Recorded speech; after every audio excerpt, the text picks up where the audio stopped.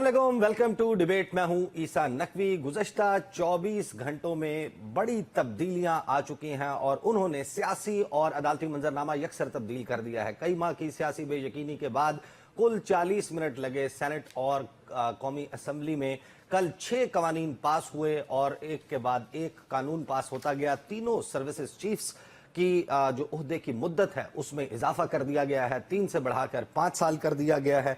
उसके बाद supreme court के जो जजेस हैं उनकी तादाद बढ़ाई गई है। 17 जजेस थे, 21 नहीं, 23 नहीं, न 25 बल्कि 34 तादाद कर दी गई है। 33 जज होंगे और एक चीफ जस्टिस ऑफ पाकिस्तान। 34 जज होंगे अब पाकिस्तान की सबसे बड़ी अदालत में। इस्लामाबाद हाई कोर्ट एक बहुत ही बड़ा मसला बन चुकी थी, खासतौर पर 6 जजेस के खत के बाद जो मार्च की 25 तारीख को लिखा गया, जिसमें उन्होंने मदाखलत के इल्जामात लगाए और यह कहा कि इंतजामिया की तरफ से, हसास इदारों की तरफ से उनको दबाव का सामना है और सियासी नौयत के मुकदमात में मनपसंद फैसले लेने के लिए दबाव डाला जा रहा है। मुख्तलिफ इंसिडेंट्स कोर्ट किए गए थे और ये सवाल मौजूद था। बहुत सारी थियोरीज फ्लोट की गई, जजेस को ट्रांसफर कर दिया जाए, जजेस के खिलाफ रेफरेंस लाए जाए, जजेस को फारिग कर दिया जाए। लेकिन बिलाखिर इस वक्त जो तब्दीली आ चुकी है वो ये कि पहले जजेस की कुल तादाद 8 थी, जिनमें से 6 खत लिखने वाले थे। बढ़ाकर तादाद जो है वो 12 कर दी गई है। 12 इस्लामाबाद हाई कोर्ट के जजेस होंगे। साथ ही प्रैक्टिस एंड प्रोसीजर एक्ट, उसमें एक मरतबा फिर बड़ी तब्दीली आ चुकी है। एक मोम की नाक की तरह पाकिस्तान के कानून को जिस तरीके से मोड़ा गया, एक लंबी दास्तान है, एक लंबी कहानी है। साल 2022 से जो शुरू होती है, जस्टिस काजी फाइज ईसा जो हैं उन्होंने ये फैसला दिया था कि जब तक प्रैक्टिस एंड प्रोसीजर के मामला तय नहीं हो जाते, मास्टर ऑफ द रोस्टर जो है उसका तयन नहीं हो जाता, चीफ जस्टिस के आमराना इख्तियारात खत्म नहीं होते, मैं कोई केस नहीं सुनूंगा, 184(3) के मुकदमात को ना सुना जाए। और फिर हमने देखा कि इन मामलात में किस कदर तेजी के साथ तब्दीली आई और फिर practice and procedure act finally enact हो गया।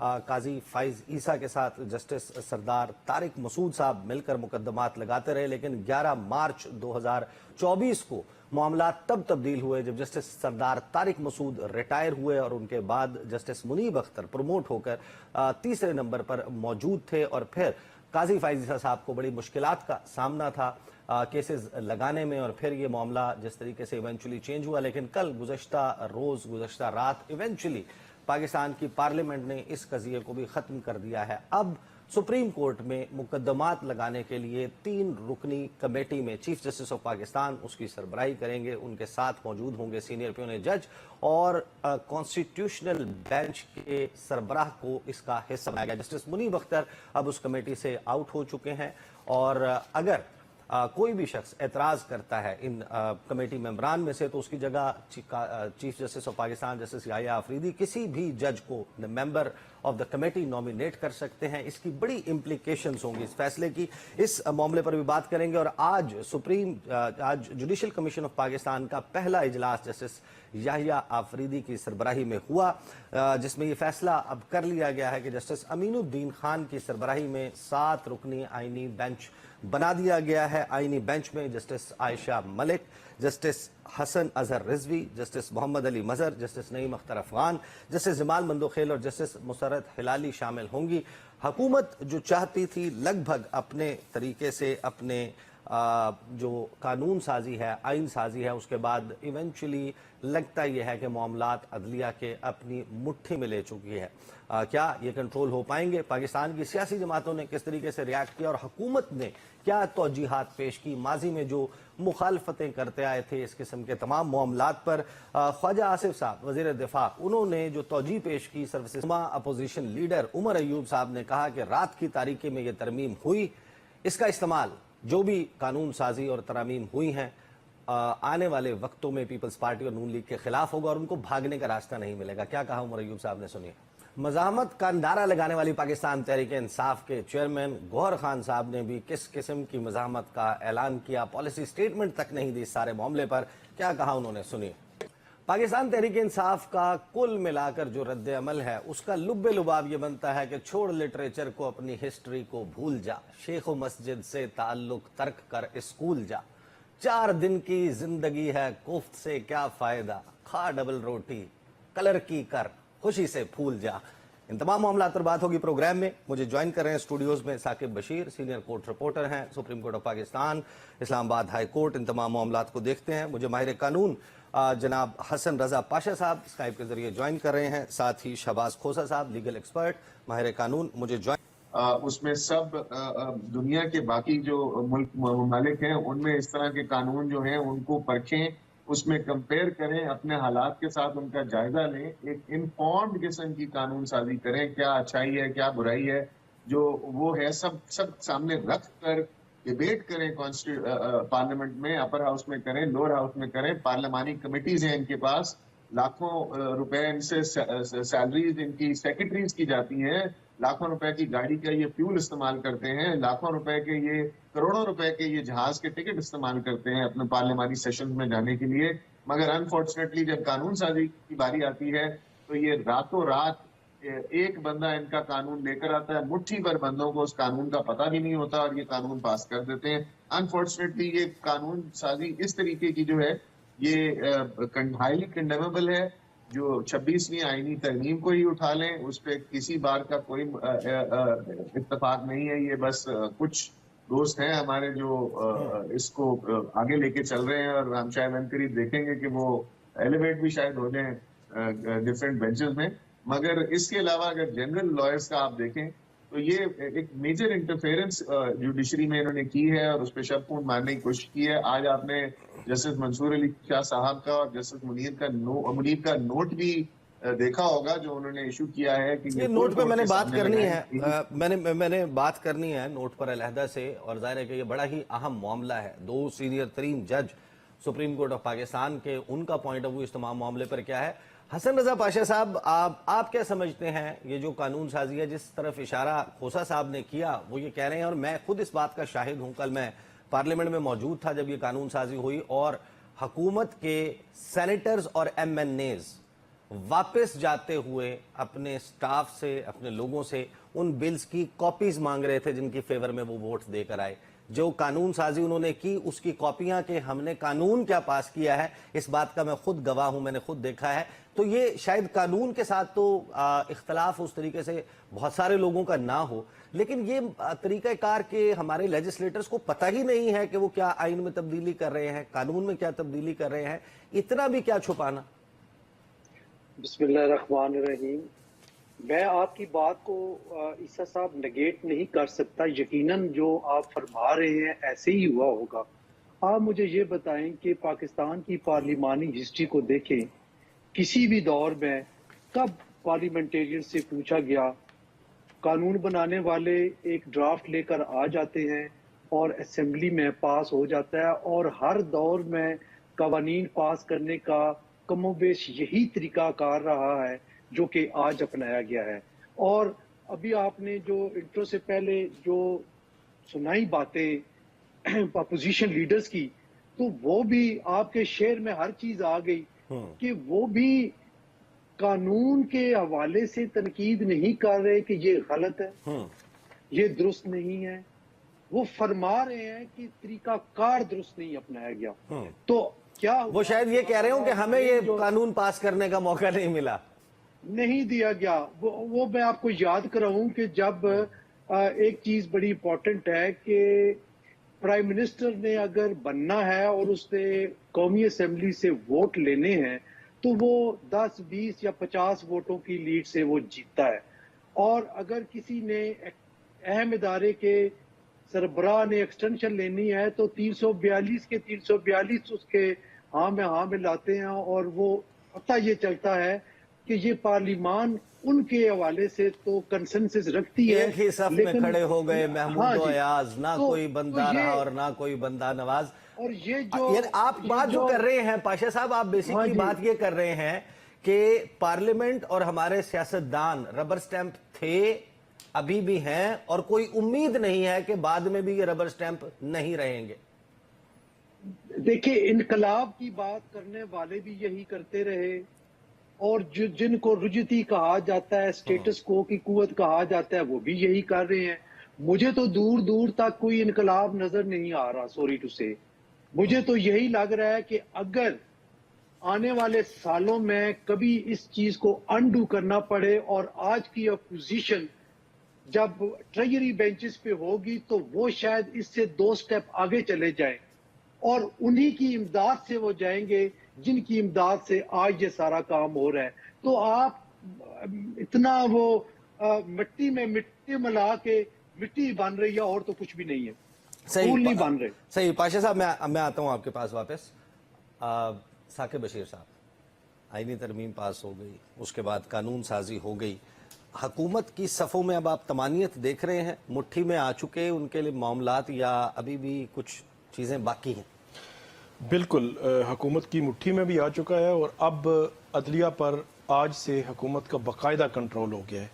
اب وہ سپریم کورٹ میں بھی جج لگائیں گے، ہائی کورٹس میں جج لگائیں گے، ہائی کورٹس میں بینچز بھی بنیں گے. 7-5 کی ریشو. 7-5 کی ریشو یہی رہے گی.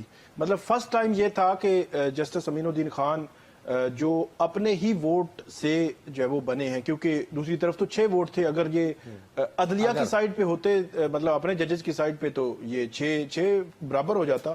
تو اپنے ووٹ کی وجہ سے ہی وہ بینچ کے سربراہ بھی بنے ہیں اور باقی بینچ بھی جو ہے وہ بنا ہے. تو اس میں جو پاشا صاحب بات ووٹ کی ممانعت تو کوئی نہیں ہے نا؟ نہیں، ممانعت نہیں ہے، ممانعت تو بالکل بھی نہیں ہے. لیکن آپ کے خیال میں یہ جو کمپوزیشن ہے 13 رکنی جوڈیشل کمیشن آف پاکستان نئی آئینی ترمیم کے تحت جو اجلاس ہوا، اس میں 12 لوگ بیٹھے ہیں، ایک انکمپلیٹ جوڈیشل کمیشن نے اپوائنٹمنٹ اور فیصلے کر لیے. کورم کی نشاندہی کی گئی تھی آج جو اجلاس کے دوران شبلی فراز یا عمر ایوب کی جانب سے کہ جو آئینی بینچ کا سربراہ ہے وہ تو ہے ہی نہیں ہے اس میں. لیکن بہرحال وہ آگے گزرتے ووٹنگ ہو گئی. اب وہ بات کر رہے تھے پاشا صاحب کہ جو انقلاب یا اس قسم کی بات، ہم پولیٹیشنز سے انقلاب کی توقع کر رہے ہیں، کیا ہم خود بھی اس کو دیکھ رہے ہیں؟ آپ اندازہ لگائیں، جو فاروق اش نائک صاحب ہیں وہ وائس چیئرمین ہیں پاکستان بار کونسل کے، اور وہ پیپلز پارٹی کے نمائندے تھے وہاں پہ، اور جو پاکستان بار کونسل کا نمائندہ ہے وہ الگ تھا. تو یہ عجیب سی مطلب ایک کھچڑی ہے کہ جو پورے ملک کے وکیلوں کے ایک نمائندہ باڈی ہے، اس کے سربراہ ہیں، وہ اپنی ایک پولیٹیکل پارٹی کی نمائندگی کر رہے ہیں، اور اس باڈی کی طرف سے جس بندے کو نمائندہ چنا گیا ہے وہ جو ہے وہ ڈیفینیٹلی ان کی ہدایات پر، ان کی یا باقی جو ان کی باڈی اس کی ہدایات پر ووٹ جو ہے وہ دے رہا ہوگا. تو یہ ایک بڑا امپورٹنٹ فیکٹر ہے. ایک چیز میں ویسے بڑی مجھے عجیب لگی کہ 22 اکتوبر کو رات تقریباً 10 بجے 10:30 بجے جسٹس یحییٰ افریدی کو چیف جسٹس نامزد کیا گیا. انہوں نے کہا کہ جسٹس منصور اور جسٹس منیب جو ہے اس کے ایلیجیبل نہیں ہے، اور میرٹ پر جسٹس یحییٰ افریدی کی بڑی تعریفیں ہوئی. لیکن حیران کن طور پر ٹھیک 15 دنوں کے بعد چیف جسٹس یحییٰ افریدی کو اس قابل نہیں سمجھا گیا کہ وہ ان کو آئینی بینچ کا سربراہ بنا دیا جائے. اور اگر آئینی بینچ کا ان کو سربراہ جب نہیں بنایا گیا تو اب عملی طور پر سپریم کورٹ کے اندر ایک سپریم کورٹ بن چکی ہے عملی طور پر. اور میں آپ کو بتا رہا ہوں کہ جو جسٹس امین الدین خان جس ایک کمیٹی کے ہیڈ ہوں گے جو آئینی بینچز ترمیم کے مکینک اس کا بھی کوئی حل نکال جی وہ زیادہ مضبوط ہے، وہ زیادہ مضبوط ہوگی چیف جسٹس یحییٰ افریدی سے. تو اس سے آپ اندازہ لگا لیں کہ اب حکومت کا کنٹرول کس لیول پہ ہوگا. اور آئندہ سے بھی جو بھی معاملات ہونے ہیں جوڈیشل کمیشن کے تھرو، اب ساری عدلیہ جو ہے وہ جوڈیشل کمیشن کے تھرو کنٹرول ہونی ہے، اور جوڈیشل کمیشن کا کنٹرول حکومت کے پاس ہے، اور اس میں وکلا کی باڈیز بھی حکومت کے آن بورڈ ہیں. یہ ریموٹ کنٹرول جو ہے وہ ساتھ والی عمارت میں پہنچ چکا ہے، لیکن اس ریموٹ کنٹرول کے بٹنز جو ہے. Welcome back after the break. گفتگو کا سلسلہ جاری ہے. ثاقب بشیر صاحب یہ بتائیں کہ کل بہت سارے ہمارے جو سینئر رپورٹرز ہیں انہوں نے یہاں پر یہ خبر بریک کی. انہوں نے یہ کہا کہ جب جسٹس منصور علی شاہ عمرے سے واپس آئے جمعرات 31 اکتوبر کی صبح، تو فی الفور انہوں نے نئے چیف جسٹس یحییٰ افریدی صاحب کو کہا کہ پریکٹس اینڈ پروسیجر کمیٹی کا اجلاس بلائیں اور 26ویں آئینی ترمیم کا جوڈیشل ریویو ہونا چاہیے، پٹیشنز آئی ہوئی ہیں اور اس کو معاملے کو ٹیک اپ کیا جائے. وہ نہیں بلایا گیا. اس کے بعد جو منیب اختر صاحب ہیں ان کے چیمبر میں ایک میٹنگ کی گئی پریکٹس اینڈ پروسیجر کمیٹی کی. یہ کیا تفصیل ہے اس کی، اور اس کے بعد کوئی اختلاف پیدا ہو گیا 3 سینئر ججز میں؟ 31 अक्टूबर को जस्टिस मंसूर और जस्टिस मुनीब ने खत लिखा था चीफ जस्टिस को, तो उसमें उन्होंने इजलास नहीं बुलाया प्रैक्टिस एंड प्रोसीजर का। इन्होंने बुलाया, इन्होंने कहा कि 4 नवंबर को फुल कोर्ट बैठेगी, जो आईनी तरमीम के खिलाफ दरखास्तें हैं उनको सुनेगी। लेकिन 4 नवंबर के लिए रजिस्ट्रार ऑफिस ने काज लिस्ट जारी नहीं की, जिसके बाद उन्होंने दोबारा लेटर लिखा और ये कहा कि इसी हफ्ते फुल कोर्ट बुलाई जाए। अच्छा, इस हवाले से अब आगे का सिनेरियो ऐसे लगता है कि चीफ जस्टिस याहिया अफरीदी के हाथ में भी कुछ नहीं रहा। फिर जो प्रैक्टिस एंड प्रोसीजर कमेटी है वो तब्दील कर दी गई है। अब जस्टिस मुनीब की जगह जस्टिस अमीनुद्दीन खान उसमें शामिल होंगे आज के बाद ऑनवर्ड, जब भी उसका इजलास होगा। तो अब जस्टिस याहिया अफरीदी के हाथ में मेरी नजर में तो कुछ नहीं रहा। अब आईनी बेंचेस ने देखना है, जो आईनी बेंचेस खुद बेनिफिशरी हैं। असल में एक बड़ी ही कानूनी बहस चल रही है कि लॉ ऑफ लैंड जब बन चुका है तो अब उसी के तहत चीजें चलनी है। लेकिन दूसरी तरफ बहस करने वाले ये कहते हैं जो बाय प्रोडक्ट है 26वीं आईनी तरमीम की, वो कैसे उसको रिव्यू कर वो सकती कहते हैं कि एक चीफ जस्टिस भी आज खुद जो है वो उसमें आए हैं, जो उसकी तनाजुर में। फिर जो आईनी बेंचेस बने हैं, आईनी बेंचेस के सरबराह बने हैं, जिनको एक्स्ट्रा इख्तियारात, यानी आप ये कह रहे हैं कि जो जजेस 26वीं आईनी तरमीम और उसके बाद होने वाली कानून साजी के तहत आएंगे, वो फुल कोर्ट नहीं होगा जिसने 26वीं आईनी तरमीम का मुमकिना तौर पर रिव्यू करना है। बज़ाहिर तो यही। खोसा साहब, आपके जहन में कोई ऐसा वाकया, कोई ऐसी मिसाल है कि सुप्रीम कोर्ट के 2 जजेस रजिस्ट्रार को कह रहे हैं कि इसकी कॉज लिस्ट जारी करें, बेंच लगा दें, 4 नवंबर को इसकी समाअत होगी, इसके मिनट्स ऑफ द मीटिंग जारी कर दें, वेबसाइट पर लगा दें, और उनकी बात नहीं मानी जाती? ये होने की मिसाल तो बिल्कुल रिसेंट पास्ट की है। ये जब कादी फायद ईसा साहब ने 2 जजेस के साथ बैठकर अपने साथ इन्होंने यही अमीनुद्दीन साहब को बिठाकर जो कमेटी का इजलास कॉल किया, और जिसके सिलसिले में इन्होंने 63A की कमेटी का बेंच बनाया, वो 2 जजेस भी बैठ के बनाए, और वो 2 जजेस का ही ऑर्डर चला, हालांकि 3 मेंबर कमेटी होती है। इसी चीज को मेरा ख्याल है इन्होंने सामने रखते हुए जस्टिस मुनीब और जस्टिस मंसूर अली शाह साहब ने खुद जो है कमेटी की मीटिंग कॉल की। नहीं, मेरा सवाल मुख्तलिफ है। मेरा सवाल मुख्तलिफ है। मैं ये पूछ रहा हूं कि क्या रजिस्ट्रार सुप्रीम कोर्ट जो है, उन्होंने सीनियर प्यूने जज और जो सेकंड मोस्ट सीनियर जज हैं after him justice Munib Akhtar, उन दोनों के अहकामात को डिफाई किया है, उनकी बात नहीं मानी?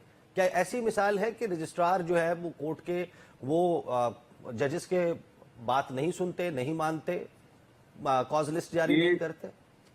आजकल जो पाकिस्तान में पिछले 1.5-2 साल से हो रहा है, अगर आप इसकी मिसालें ढूंढेंगे तो आप बहुत कम ही मिलेंगी। ये भी एक unfortunately one of those issues है कि जहां रजिस्ट्रार जो है वो कंप्लाई नहीं कर रहा 2 सीनियर मोस्ट सुप्रीम कोर्ट के जजेस की।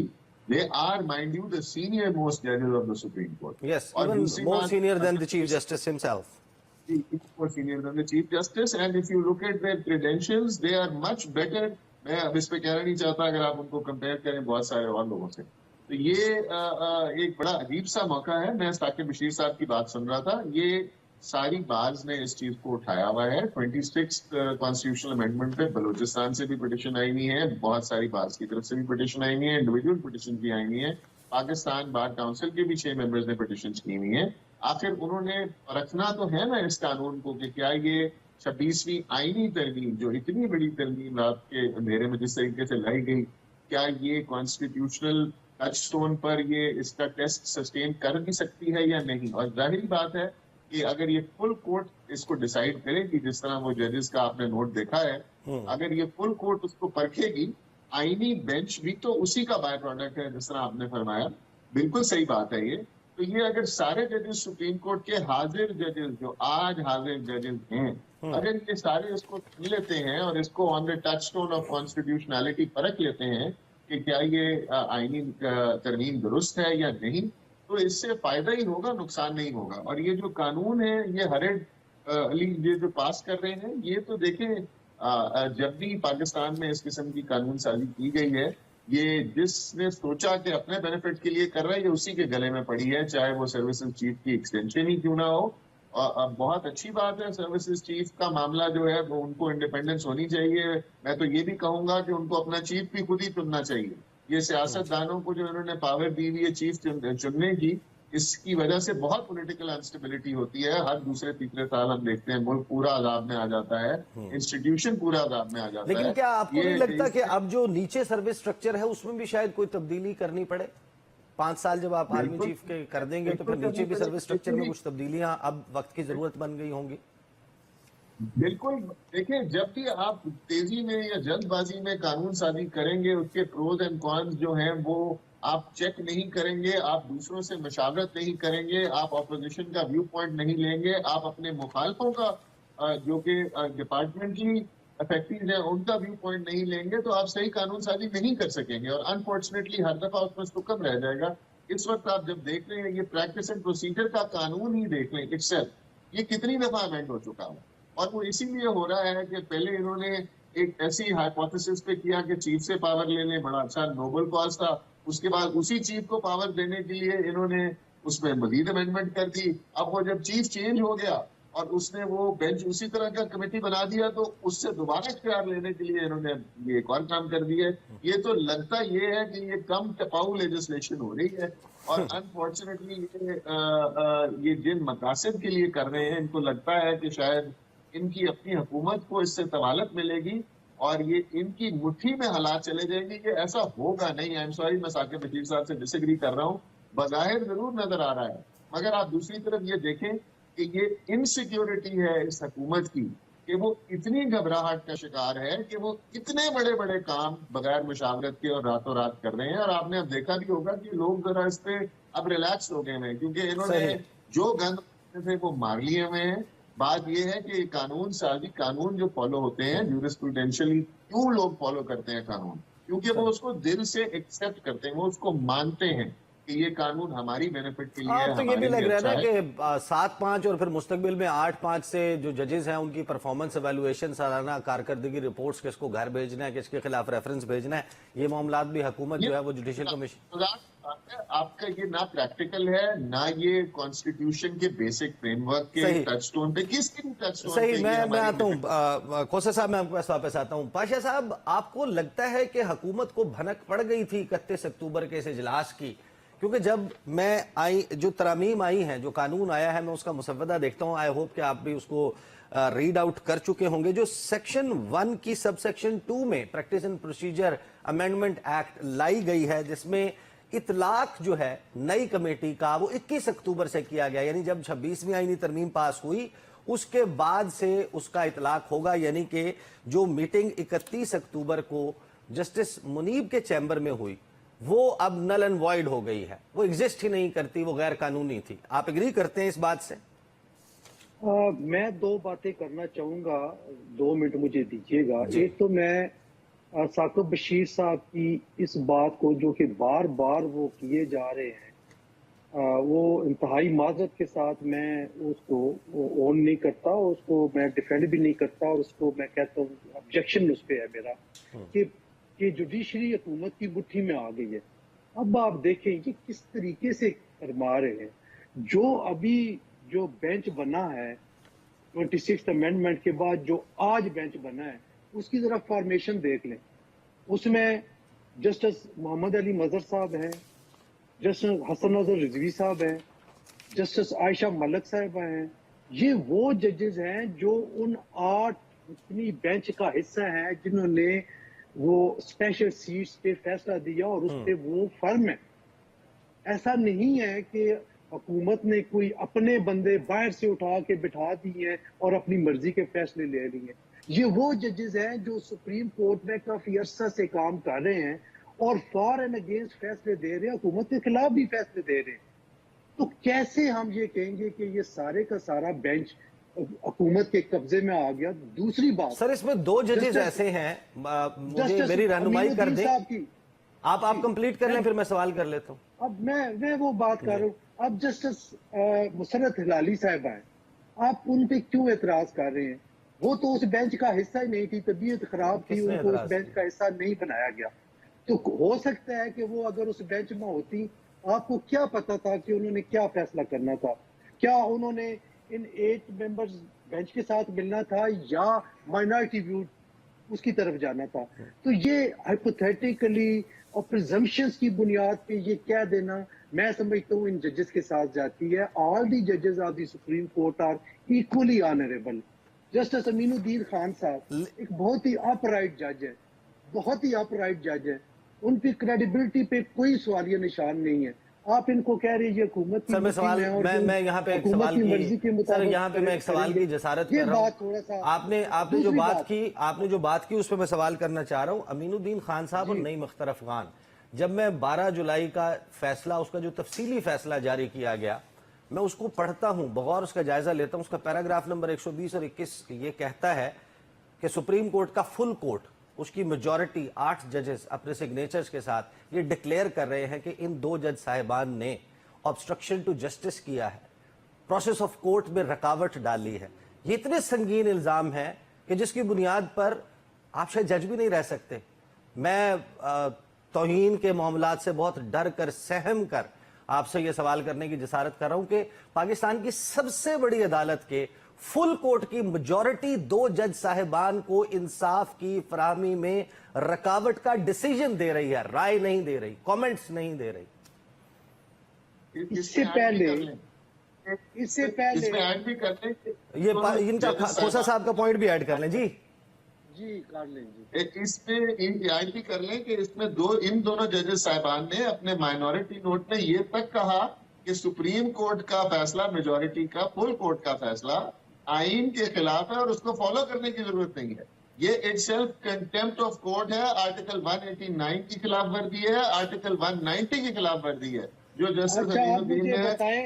پاشا صاحب اس کا جواب بریک کے بعد لے لیں, کیونکہ مجھے پتا ہے اب آپ نے طویل جواب دینا ہے. سوال بڑا اکٹھا ہو گیا ہے پاشا صاحب, سوال بڑا اکٹھا ہو گیا ہے. یہ you can not conclude that in 2 minutes I am sure. تو مجھے بریک پہ جانے دیں, بریک سے بعد آ کے آپ ہی کنٹینیو کیجیے گا, جواب دیجیے. Welcome back after break.